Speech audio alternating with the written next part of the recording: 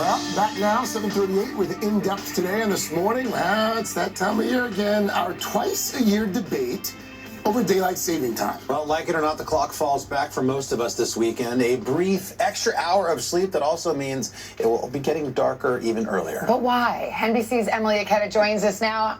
Good morning. Here we go again. Hey guys, good to see you. You know, I'm wearing all black in honor of what it will look like outside in the 4 p.m. hour starting this weekend. The impending time change is reawakening the never-ending debate over whether we should continue waffling between daylight saving and standard time.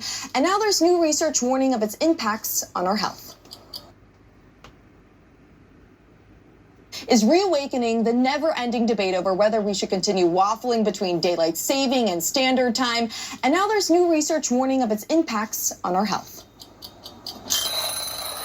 It's the great debate that comes around like clockwork. I despise daylight saving times ending. I love a good fall reset. For decades, twice a year, the vast majority of Americans have switched their clocks an hour forward in the spring and an hour back every fall. How am I supposed to go on my nice little walk by the water after work when it's pitch black outside? The intended goal, to best utilize available daylight. But studies suggest the biannual back and forth can actually negatively impact productivity, safety, and even your health. New evidence from Stanford Medicine finds if we locked the clock, there would be a decrease in the prevalence of both obesity and stroke, though by less than 1%. The risk to any individual is really quite small. It's when 350 million people do it all in the same day that you can kind of see this increased risk for car accidents and heart attacks. The issue returned to the Senate floor this week in an attempt to advance the President Trump-backed Sunshine Protection Act, which proposes to do away with the time shifts. But the bill stalled, with Senator Tom Cotton pointing out Congress has done it before and quickly returned to the twice-a-year tradition because of early morning car crashes involving kids. Permanent daylight savings time would push winter sunrises to an absurdly late hour, depriving Americans of morning sunshine that's essential for our safety and well-being. The debate isn't just to stop the clock, but also over which time policy should be permanent. In a Gallup poll this year, 19% of Americans say they like the status quo.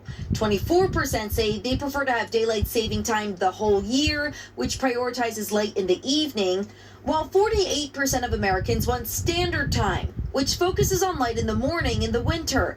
Stanford researchers fall into the last camp. To get outside, get some light exposure to regulate your circadian rhythm and make sure you're keeping it dark at night so that, you know, your sleep isn't disturbed. To avoid clock shock from setting in.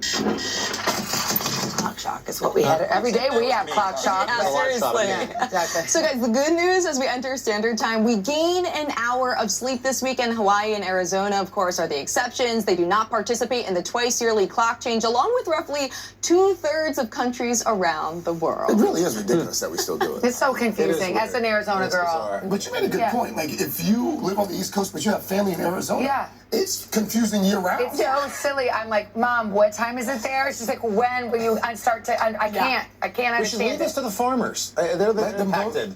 Yeah. Look, the problem is, like, the majority of Americans want to lock the clock, but do we lock it on standard time or daylight saving time? Who cares? They Just can lock it. Yeah, just lock it. Lock it. Six Sounds like this. Oh, Sorry, but it does. 6 of one, 7 of the other. It is Thanks. time for another check of the weather and that Halloween forecast. Mr. Roca. I say bring back the sundial. There you go. Anyway.